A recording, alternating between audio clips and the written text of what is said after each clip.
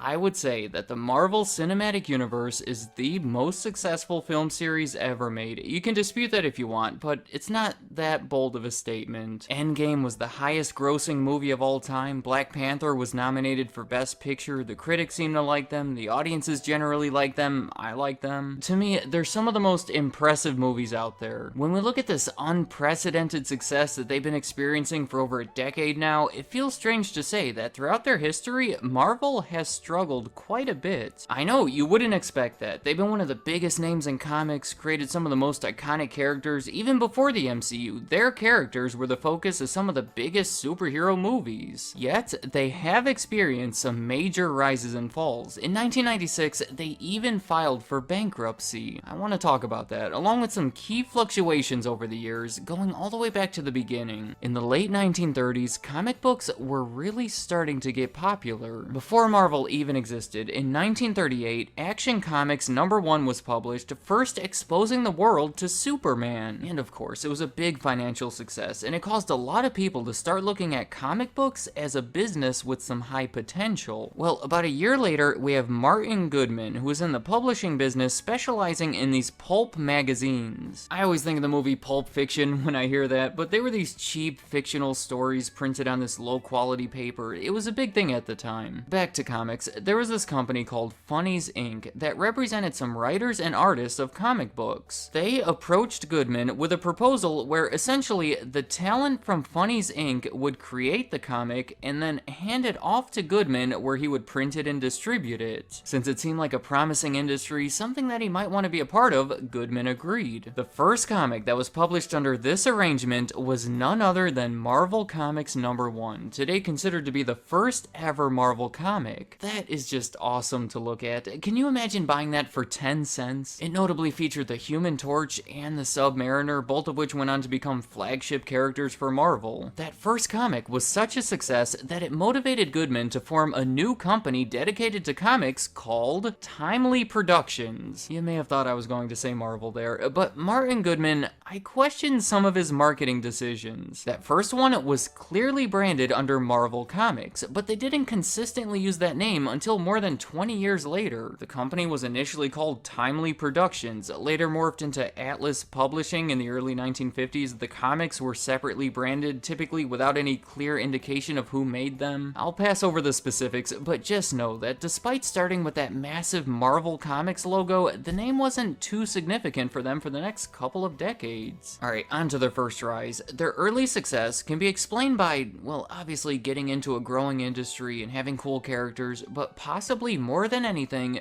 they were capitalizing on World War II. Dated March 1941 was the first issue of Captain America, and this is just another iconic cover. It is literally Captain America punching Adolf Hitler in the face. And the amazing thing is that this was published months before the US even entered the war. This more serious, topical brand of content started attracting an older audience. Members of the military themselves were reading them. It's pretty clear that the war was a huge contributor to the growth of this company and comic books in general. On the negative end, it is not ideal to have your sales tied to something like this, because by 1945, the war was over, and that was bad news for the comic book industry, specifically the superheroes. They weren't as relevant, and people weren't responding to them quite the same way, and as a result, the sales went down at Timely Productions. I'm gonna go ahead and call that their first fall. The way that they rose up from it was pulling away from the superheroes and making their way into other genres of comic books. In 1950, for a while, they retired their 3 flagship heroes in favor of other types of publications. I'm talking about romance, science fiction, cowboys, horror, different ones intended for men, women, children. They were making everything. By the 1950s, there were dozens of different series. They had recovered because when their old methods stopped working, they were able to find new ways to attract an audience and maintain their attention. It did not last long though, because 1954 already marks the start of their next major fall. This time, it was the Comics Code Authority. In short, comic books were receiving a lot of heat from the parents. They claimed that they were creating criminals by warping the minds of America's youth, or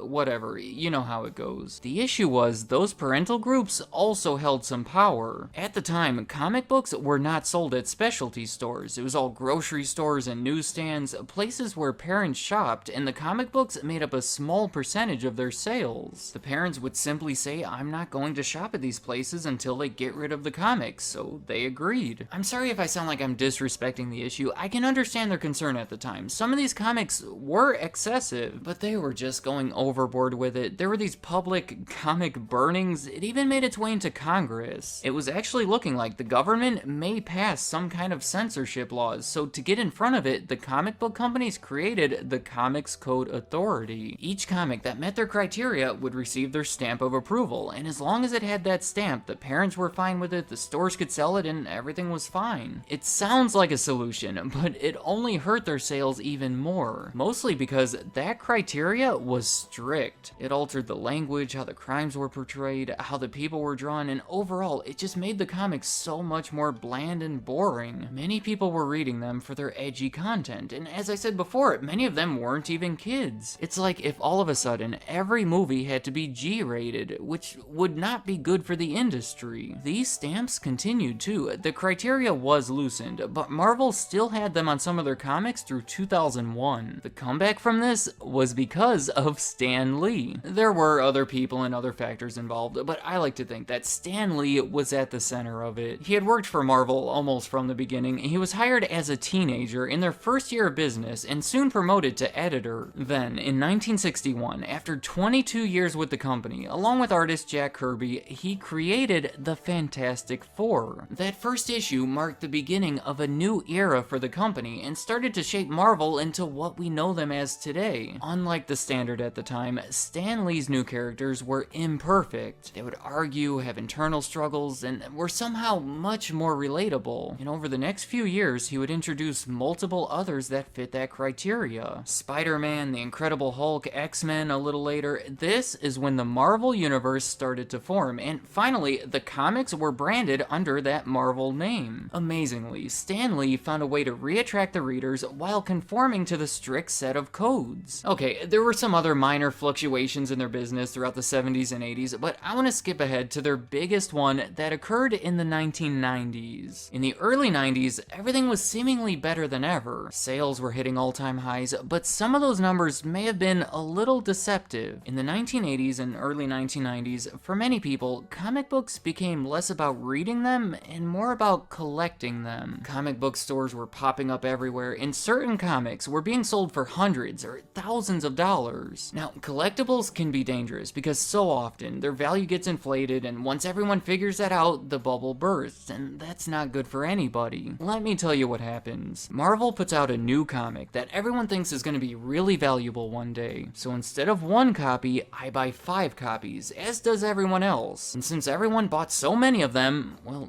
they're just worthless now. In the meantime, Marvel just made a ton of sales, but once this bubble burst and we all realized that we just wasted our money buying 5 copies of a comic that we didn't even care about reading once, we're done buying comics. The whole situation resulted in a dramatic rise and fall in sales, which is bad news, but not quite bad enough to force them into bankruptcy. That's where the debt becomes a factor. Leading up to 1993, when Marvel was on top of the world, they were spreading themselves thin by going into debt to buy all these other companies. They would have been able to handle that debt as long as their sales had stayed strong, but since their sales fell, they couldn't make their payments and they filed for bankruptcy. Now that's enough to justify it, but there's even another layer to this. In the early 90s, they were working to expand into trading cards. In 1992, they bought Fleer for $265 million.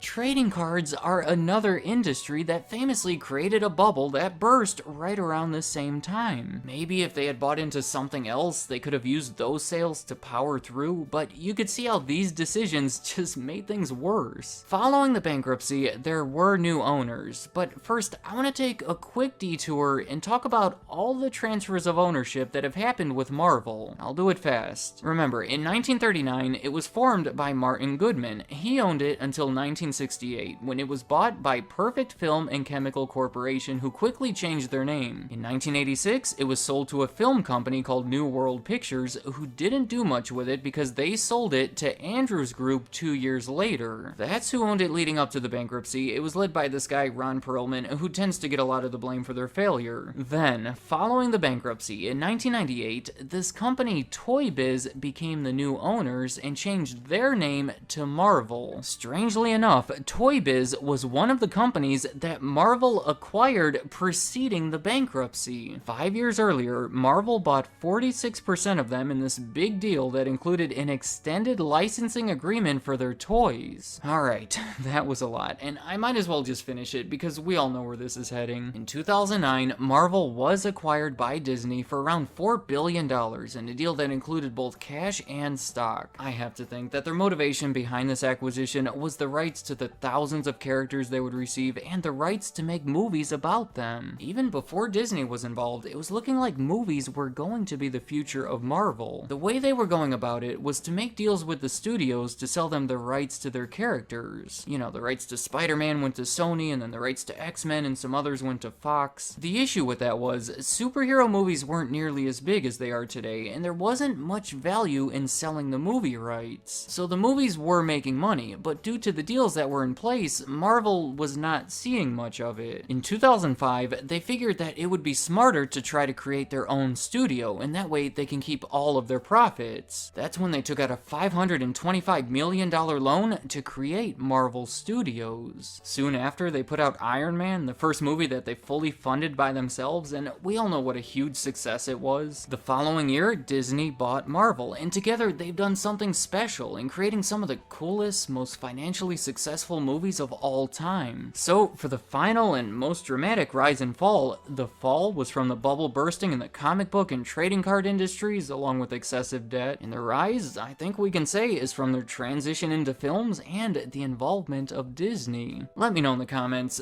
what do you think of all these fluctuations? Personally, I think it's nice to see a company that's gone through so much finally hit this level of success. In 1996, it was looking like that may have been about it, but they worked their way back. It's just such a great comeback story. Also, I'm curious, what's your favorite movie in the MCU?